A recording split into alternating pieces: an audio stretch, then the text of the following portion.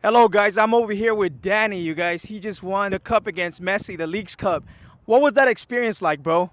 Nah, unreal. Honestly, beautiful experience. Growing up, idolizing Messi and not only Messi but Busquets, all those guys. It's really a dream come true to share the pitch with them.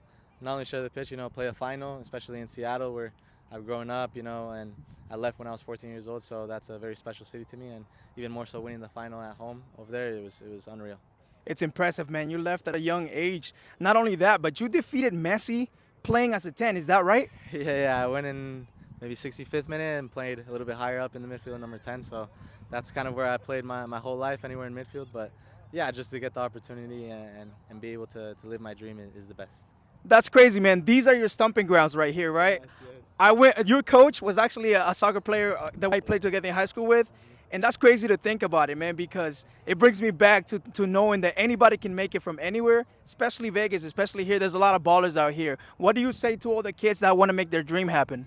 Yeah, I think it's important, like you said, how Gio was my coach growing up, and you were friends together. You guys went to school together. Not only Gio, Sergio, Julian, Che. I had a lot of people that helped me out and helped me get to where I am now.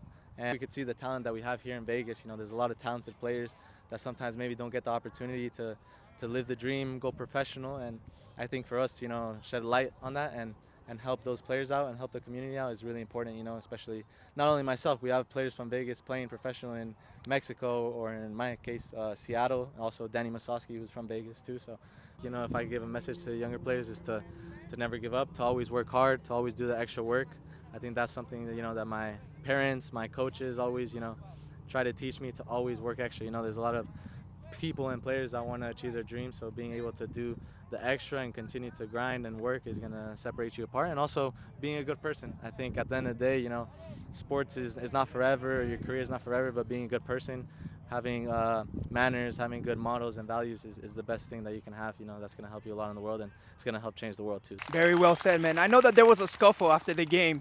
How was it to think that you might get into a scuffle with the people you looked up to, like Messi? We know Busquets was there, and all the other older players from Barcelona, man. Did you feel like, oh my gosh, I'm gonna have to do this? I'm gonna have to defend my players, or did you feel like, oh my gosh, I can't do it, man? No, I think in those moments it's more the joy of winning the trophy. That's what you're thinking about, winning the final. And I think in that moment it's just keeping everyone calm. I think it's important to you're not always gonna win. You're gonna lose a lot of the time, and it's always about being a good loser, but also being a good winner too. Staying classy in those moments, having respect for the opponent, because when any other day it could be the other guy or you. So. Congratulations, champ. I appreciate the interview, man. Thank you.